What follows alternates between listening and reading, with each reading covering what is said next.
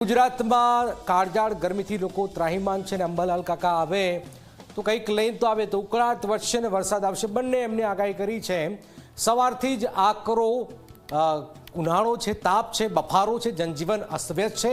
હવે ગરમીથી કંટાળેલા ગુજરાતીઓ માટે રાહતરૂપી સમાચાર કાકા લઈને આવ્યા। હવામાન વિભાગે રાજ્યના કેટલાક વિસ્તારોમાં વરસાદની આગાહી કરી દીધી છે। બીજી તરફ જાણીતા હવામાન નિષ્ણાત અંબાલાલ કાકાએ પણ ચોમાસાને લઈને આગાહી કરી છે। ત્યારે શું થઈ છે આગાહી, શું થયું છે, આવું જોઈએ, જાણીએ, સમજીએ।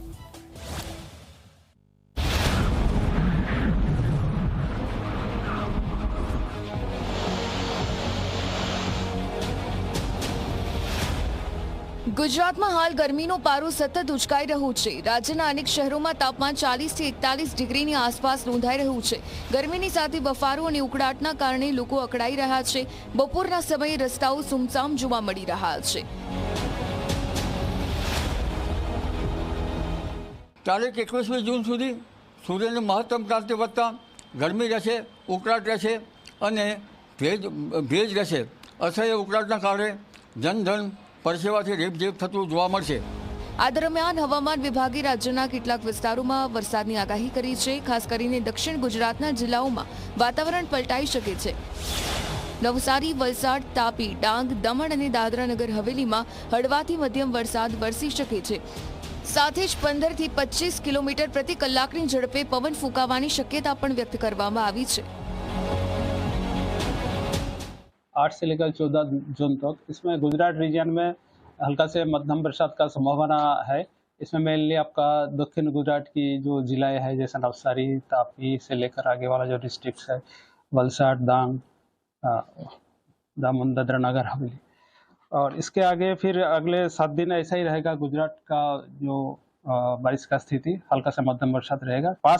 डे 5 से इसमें आपका बरसात बढ़ने का संभावना रहेगा, मतलब ज़्यादा एरिया में हल्का से मध्यम बरसात होने का संभावना रहेगा।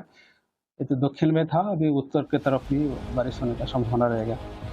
વરસાદની આગાહી વચ્ચે જાણીતા હવામાન આગાહીકાર અંબાલાલ પટેલે પણ મહત્વની આગાહી કરી છે।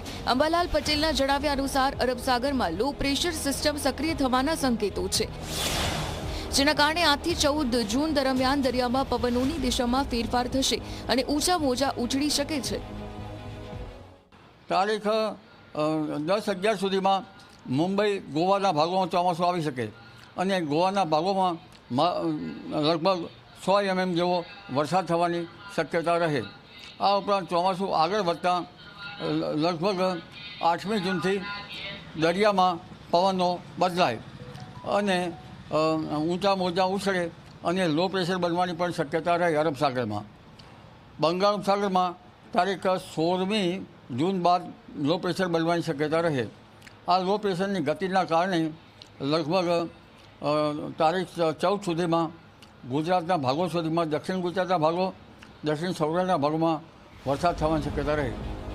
અંબાલાલ પટેલના જણાવ્યા મુજબ કેરળ, કર્ણાટક અને મુંબઈના વિસ્તારોમાં 12 થી 14 જૂન સુધી ચોમાસું પહોંચી શકે છે, જ્યારે 14 થી 16 જૂન દરમિયાન ગુજરાતના દરિયાકાંઠાના વિસ્તારો, દક્ષિણ ગુજરાત અને સૌરાષ્ટ્રમાં વરસાદી માહોલ જામે તેવી શક્યતા છે।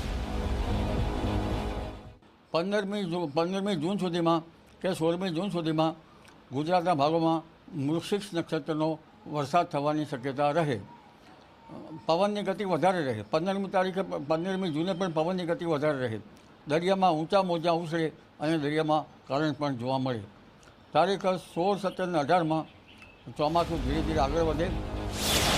16 થી 18 જૂન દરમિયાન મૃગશીર્ષ નક્ષત્રમાં સારા વરસાદના સંકેતો છે, જ્યારે 18 થી 20 જૂન દરમિયાન ચોમાસું વધુ આગળ વધતા કેટલાક વિસ્તારોમાં ભારે વરસાદ પણ થઈ શકે છે। જો કે 21 જૂન સુધી ગરમી અને ભેજનું પ્રમાણ યથાવત રહેતા લોકો અકળાઈ શકે છે।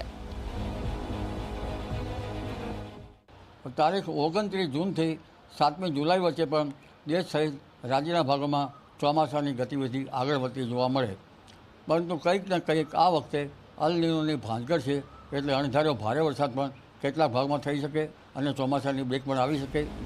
23 જૂનથી આદ્રા નક્ષત્રના પ્રભાવ હેઠળ રાજ્યમાં ફરી વરસાદી માહોલ મજબૂત બની શકે છે। 23 થી 26 જૂન દરમિયાન પવન સાથે વરસાદની શક્યતા છે,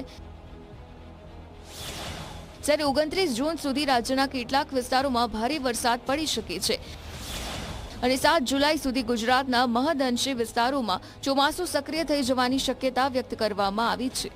તો એક તરફ હાલ ગરમી અને બફારો લોકોની કસોટી લઈ રહ્યા છે, પરંતુ બીજી તરફ વરસાદ અને ચોમાસાના સંકેતો રાહતના સમાચાર લઈને આવી રહ્યા છે.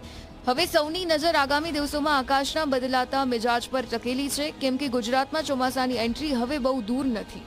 Bureau report, Zee media.